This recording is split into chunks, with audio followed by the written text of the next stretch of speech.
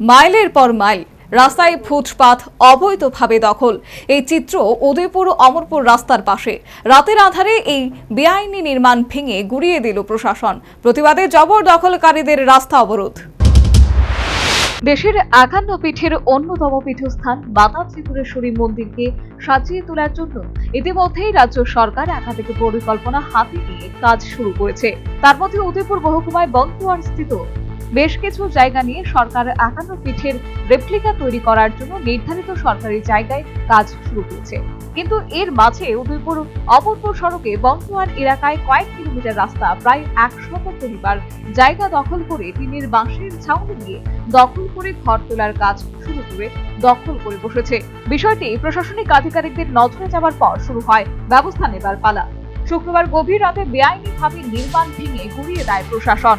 প্রতিবাদে জবরদখলকারীরা অমরপুর উদয়পুর বন্তোয়ার রাস্তা অবরোধ করে। কিছু দিন আগে দেখেছেন পলিটেকনিক কলেজের সামনে আমরা জনজাতি এবং সমতলের যারা আমার বাঙালি ভাইয়েরা মিলে আমরা এখানে ৫১ পীঠের সামনে কিছু ব্যবসার বাণিজ্যের জন্য আমরা দোকান বিক্রি করেছিলাম।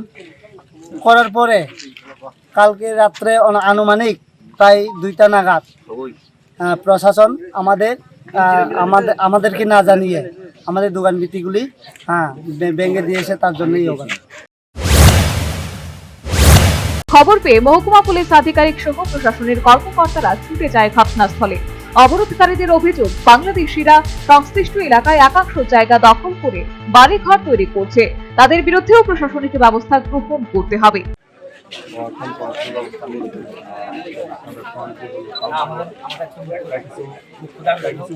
আমরা দোকানটা দিচ্ছি এক সপ্তাহ, আজকে এক সপ্তাহ হইব দোকানটা দিচ্ছি।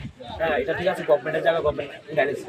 এখানে বছর কি বছর ৫ বছর ধরে এখানে বিভিন্ন মহিলাগত জায়গা, এক কথা বাংলাদেশি, তারা আমাদের এখানে বহু জায়গায় আমাদের এখানে আছে।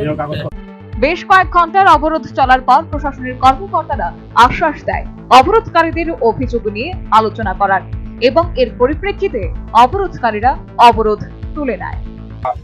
বাজার শেয়ার, দোকান শেয়ার সরকার নিশ্চয়ই লোকাল বেকাররা দিব, কিন্তু এখন এটাও একটা প্রশ্ন প্রশাসনিক আধিকারিক যারা আছেন যে তারা স্থানীয়, তারা এখান থেকে উচ্চারিত আছে, কিন্তু যাদের এখানে কাগজপত্র নাই তারা একটা বিরাট অংশের জায়গা দখল করে বলে এটা তোমরা একটা প্রতিনিধি আমি কমো, আমি স্থানীয় একজন হিসাবে আমি কমো যে একটা প্রতিনিধি টিম করো করে সে প্রশাসনের সাথে কথা কয়, ডিএম এর সাথে কথা বলে তাদের বক্তব্য থাকবো। তো এইভাবে ওইদিকে একবারে দুর্গাবাড়ি পার হয়ে গেছে, এদিকে মহারানী পার হয়ে গেছে। ঠিক আছে, তো মানুষের দুর্ভোগের বিষয়টা তো একটু চিন্তা ভাবনা করা দরকার। Bureau report, news vanguard.